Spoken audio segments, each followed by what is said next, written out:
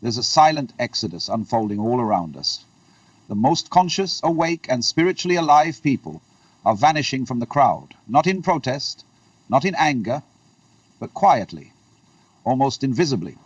They're leaving careers, relationships, and social roles behind, disappearing from the noise of society, as if drawn toward a deeper, hidden necessity. Carl Jung saw this coming. He called it the necessary withdrawal, the moment when the awakened soul realizes that to stay inside the collective unconscious is to betray itself.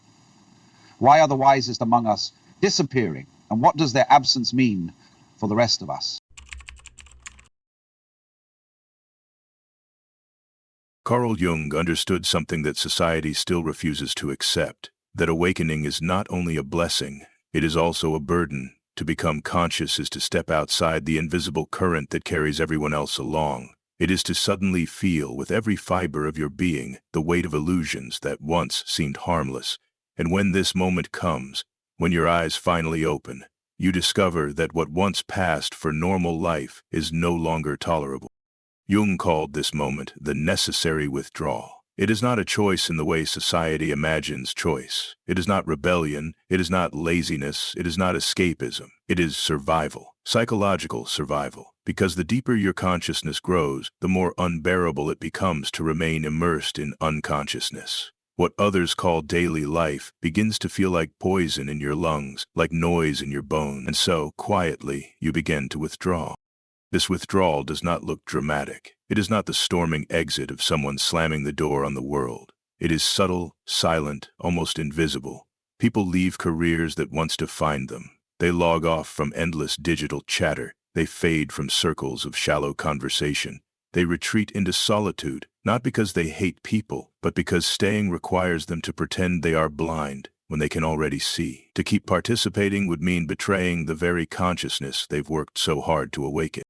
Jung experienced this in his own life. As his awareness deepened, he found that ordinary social interaction felt like standing in a room full of people talking in their sleep. Every conversation required him to dim his light, to act as though he did not see the shadows moving beneath the surface. Imagine the exhaustion, to translate every truth you carry into a language others cannot hear, to silence what you know just to be accepted. This was the curse of consciousness Jung described. You become psychologically alone, even when surrounded by others. And yet, he insisted, this loneliness is not a flaw, it is a threshold. Withdrawal is not abandonment, it is a passageway the awakened must walk, because the more conscious you become, the less possible it is to live in the old ways. Your soul refuses to compress itself back into the tight container of unconscious society. Every false smile, every shallow exchange, every performance of normality feels like a betrayal. The psyche eventually says, enough, leave, preserve what you have seen. Protect what you have become. So when the awakened disappear, Jung tells us, they are not running away. They are moving toward something, toward authenticity, toward integration, toward the kind of solitude that allows the self to deepen. They are stepping out of the fog of collective illusions and into the clear air of inner truth. It may look like loss to the world, but to the soul it is liberation. And without this necessary withdrawal, consciousness itself cannot survive. To understand why the awakened withdraw, we must first see what they are withdrawing from. Jung revealed a truth that still shakes the foundations of society. Our world is built not on consciousness, but on unconsciousness. Society is a machine powered by illusions, by shared fantasies, by shadows no one dares to face. These are not flaws in the system, they are the system itself. Think about it. Every culture, every nation, every institution rests on unspoken agreements. This is right, that is wrong, this group is noble, that one is evil, this is success, that is failure. Yet behind these agreements lies projection. We cast our denied darkness onto others and then fight them as though they were the enemy. We live in stories of blame and division, mistaking them for truth. This is what Jung meant by the collective unconscious, a web of shared delusions that binds people together, but at the cost of authenticity. For the unconscious majority, this feels normal. It feels natural. The game is invisible because everyone is playing it. But when someone awakens, truly awakens, not just intellectually but psychologically, they become a rupture in the system, a glitch in the matrix. They see the projections that everyone else mistakes for reality. They notice the shadows that others desperately deny. They watch people attack their own darkness while believing they are defending justice. And once you see this, you cannot unsee it. Jung called this the burden of seeing. Imagine being at a political debate, two sides shouting, cursing, pointing fingers, convinced of their righteousness. To the unconscious, this is democracy, this is passion, this is truth in conflict.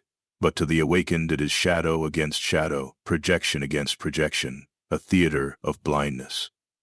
Imagine scrolling through social media, where outrage erupts daily. To most, it is entertainment, engagement, news.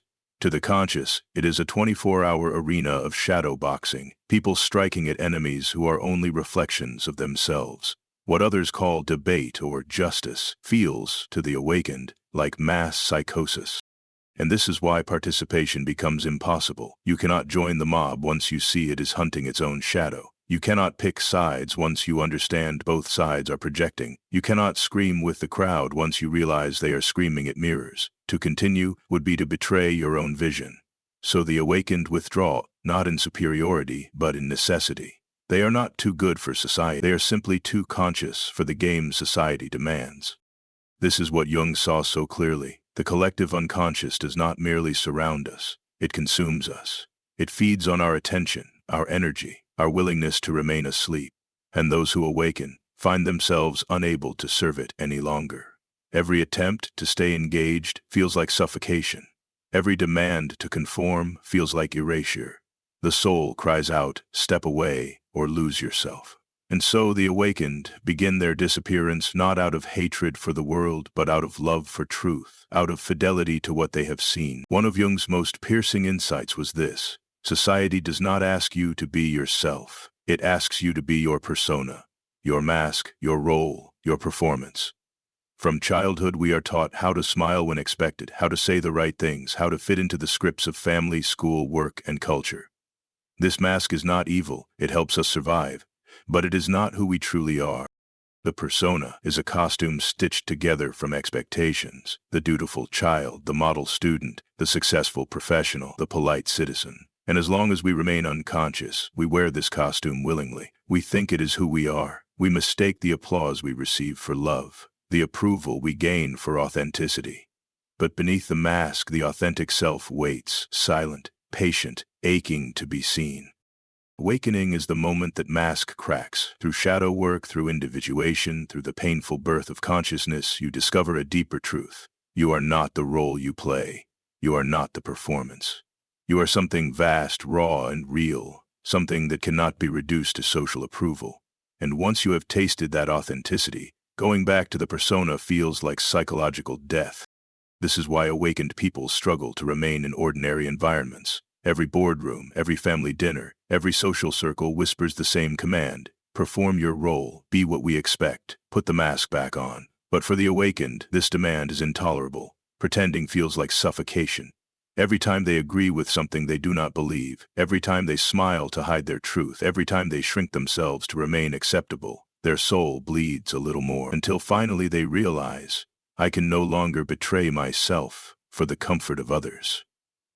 There he lived this truth. After his confrontation with the unconscious, he could no longer perform as the polished Swiss psychiatrist who nodded politely and echoed the opinions of his peers.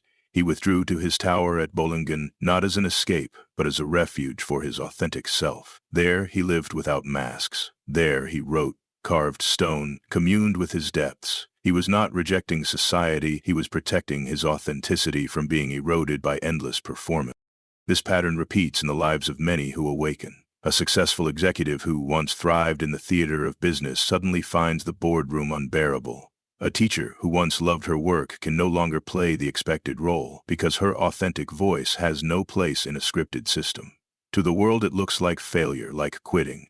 But in truth, it is the highest form of success, the courage to live as one's self, rather than as one's mask. And this is the heart of the disappearance. The awakened are not leaving because they despise society. They are leaving because they have become too real for a world that demands performance, too whole for environments that only accept fragments, too authentic for spaces that feed on fakeness. To stay would mean to kill their authenticity, and the soul will not allow that. So they withdraw, quietly but decisively, choosing truth over belonging, self over persona, wholeness over acceptance. But even beyond masks and roles, Jung saw something even more devastating: the sheer exhaustion that comes from staying awake in an unconscious world. He called it psychological labor, the invisible work the conscious must perform just to exist in society. Think of it. Every interaction requires filtering out endless projections. Every conversation demands you hold back your truth so as not to disturb the sleep of others. Every group setting forces you to navigate shadows no one else acknowledges, like walking through a storm that only you can feel. To remain conscious in these spaces is not effortless. It is labor, heavy, unrelenting labor. The unconscious feel none of this. They flow with the current of mass illusion, carried along by collective opinion, never questioning, never resisting. But for the awakened, every moment is like swimming upstream against a tidal wave of unconsciousness. You are holding your frequency while surrounded by static. You are translating depth into shallow language, knowing it will be misunderstood. You are shielding yourself against the psychic leakage of those who project their pain, their fear, their hatred onto anyone who will carry it for them. This constant vigilance is draining. It devours energy that could have been spent on creation, on growth, on life itself. Jung saw this again and again in his patients. Those who had touched real consciousness often developed chronic fatigue, mysterious illnesses, even depression, not because of some flaw in their psyche, but because of the overwhelming cost of sustaining their awakening in unconscious environments. The cure was rarely more effort. It was withdrawal. A teacher who had worked for decades came to Jung exhausted, her body failing though doctors found nothing wrong. Through analysis, she realized that the fatigue was not illness, it was depletion. Every day, she spent all her life force holding her consciousness against the collective unconscious swirling around her. When she finally left her profession and retreated into solitude, her energy returned within weeks. Not because she rested, but because she was no longer bleeding out her consciousness into a world that refused to receive it. This is why the awakened vanish from social media first. To most, it is entertainment, connection, distraction. But to the conscious, it is an endless shadow projection machine. Every scroll is an assault of unresolved material, every comment section a battlefield of projections. It is not merely unpleasant, it is violent to the psyche. Remaining there is like standing in the middle of a hurricane, wondering why you cannot breathe. And so, the awakened log off, not from arrogance, but from necessity. Withdrawal, then, is not cowardice, it is not weakness. It is the refusal to pour your precious consciousness into a vessel that only leaks. It is the recognition that energy is finite, that truth is fragile, and that to preserve both, you must step away from the noise. Jung knew this intimately. Staying conscious in unconscious spaces will eventually break even the strongest soul, and so the awakened disappear. Not to abandon the world, but to protect the flame within them from being extinguished by the storm around them. Every true awakening eventually leads here, the hermit phase. Jung saw it as an archetype, a stage written into the very blueprint of individuation. At some point, the soul demands solitude. It demands silence. It demands distance from the world, not as a rejection of life, but as a sanctuary where real transformation can unfold. This withdrawal is not misanthropy. It is not the bitterness of someone who cannot cope. It is psychological necessity. Just as the seed must fall into the dark soil before it can sprout, the awakened must step away from the collective before they can fully become themselves. To remain surrounded by the noise, the masks, the projections would tear them apart. The psyche requires a sacred space where the self can grow unbroken. Jung himself knew this intimately. After his confrontation with the unconscious, he retreated to his tower at Bollingen by the quiet waters of Lake Zurich. There, away from the demands of persona, away from the chatter of society, he entered a deep communion with his own soul. He carved stone, he wrote, he dreamed. These years were not an escape. They were the incubation of wisdom. Jung was not hiding from the world. He was preparing to return with truths that could never have emerged in the noise of collective life. This is what so many who awaken now are experiencing. They vanish into small cabins in the woods, into silent retreats, into lives stripped down to the essentials. From the outside, it may look like collapse, like failure, like disappearance, but inside something profound is happening. They are integrating the shadow, listening to the inner voice, allowing the authentic self to solidify without the constant pressure to fracture into pieces for the approval of others. They are becoming whole in ways that society cannot yet understand. The hermit phase is not a permanent exile. It is a season of the soul, a time when the inner transformation must be protected from the corrosive force of collective unconsciousness. It is like a cocoon, dark, hidden, fragile, but necessary. In solitude, the false self finally dissolves and the deeper self begins to take shape. In silence, the endless noise of society fades and the inner voice grows clear. In withdrawal, the fragments reassemble and the individual emerges with a strength that cannot be broken by the demands of conformity. So when you feel the pull to withdraw, Jung would say, trust it, honor it, do not mistake it for weakness or failure. It is not escape, it is preparation. You are not abandoning society. You are allowing the self to root itself in something deeper than society can offer. Without this hermit phase, individuation remains incomplete. With it, the soul becomes strong enough to eventually re-enter the world, if only at its edges, with gifts no one else can give. The hermit phase is not the end of the story. Jung saw it as a passage, one stage of the archetypal journey. For those who walk deeply enough into solitude, there eventually comes a stirring, a subtle call to re-emerge. But when they return, they are not the same. They cannot return to the old roles, the old games, the old performances. The mask is gone forever. The self has taken root. And so, their return is not to the center of society, but to its edges. Jung called them border dwellers, those who live at the margins between the unconscious collective and the individuated life.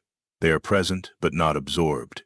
They exist in the world, but not of it. They may appear as artists, whose creations carry an authenticity no institution could contain, as healers who guide a few souls through the same dark corridors they once traversed, as teachers, not of the masses, but of the few who are truly ready to hear. They are invisible to most, but luminous to those with eyes to see. This return is not a grand re-entry, it is quiet, humble, often unnoticed. An executive who once led thousands now lives in a small village, guiding a handful of seekers. A philosopher disappears from academia for years, then reappears with insights that reshape the way a few courageous minds understand reality. A therapist steps away from the broad stage of conventional practice and begins working only with those in spiritual crisis. To society, they are diminished. But in truth, they have become immeasurable. And this, Jung insisted, is evolution in action. The awakened withdraw to preserve consciousness. They deepen in solitude, and when they return, they bring gifts forged in silence, gifts that could never have survived in the noise. They do not return to play society's games because they cannot. Once you have individuated, you cannot de-individuate. Once you have seen, you cannot unsee. Once you have touched authenticity, the mask can never again feel like home. And so they remain on the edges, guiding quietly, building slowly, creating spaces of consciousness in a world still mostly asleep. These are the border dwellers, the poets, the healers, the guides, the quiet architects of a future that has not yet arrived. They do not shout, they do not demand, they do not force. Their presence itself is the offering. They are beacons for those who are beginning their own disappearance, silent companions for those who feel the same pull. They are proof that withdrawal is not abandonment, but preparation. That solitude is not death, but gestation. They show us that the path of the hermit does not end in isolation, but in return. A return not to the old world, but to the new edges where true consciousness can survive and grow. So what does it all mean? Why are spiritually awake people disappearing from the world we know? Jung gave us the pattern, and it is as clear as it is inevitable. First comes the awakening, the piercing recognition that society is built upon shadow and illusion. Then comes the withdrawal, the necessary retreat into solitude, where the self can breathe without masks, where consciousness can deepen without compromise. After this comes the hermit phase, the silent gestation of wisdom in the womb of aloneness. And finally, the return. Not to the center, not to the crowd, but to the margins. To dwell at the border, offering what cannot be forced, giving what can only be received by those who are ready. This disappearance is not weakness, it is not failure, it is evolution itself. The collective calls it abandonment, but in truth, it is preparation. What looks like silence is gestation. What feels like absence is the seed of something greater. The awakened step away not because they hate the world, but because they love truth more than belonging, authenticity more than approval, wholeness more than performance. They step away so that when they return, they carry gifts forged in solitude, gifts the world will one day need, when it is finally ready to awaken itself. If you feel this pull, this quiet call to vanish from the noise, know that you are not broken, you are not antisocial, you are not lost. You are walking an ancient path, one that every awakened soul must walk. Trust the withdrawal, protect your consciousness, honor the hermit's silence, and when the time comes, you too will return, not as who you once were, but as who you truly are. Carl Jung would remind us, consciousness is fragile, precious, rare. It cannot survive the storm of collective unconsciousness without refuge. Your disappearance is not the end of your story. It is the passage into its deepest chapter. And when you re-emerge, the world will not see you the same. You will be a border dweller, a carrier of light, a quiet architect of a future still hidden beneath the veil. This is Echo Veil. If these words resonate with your soul, you are not alone. You are part of a silent migration toward depth, toward authenticity, toward the edges where consciousness can breathe.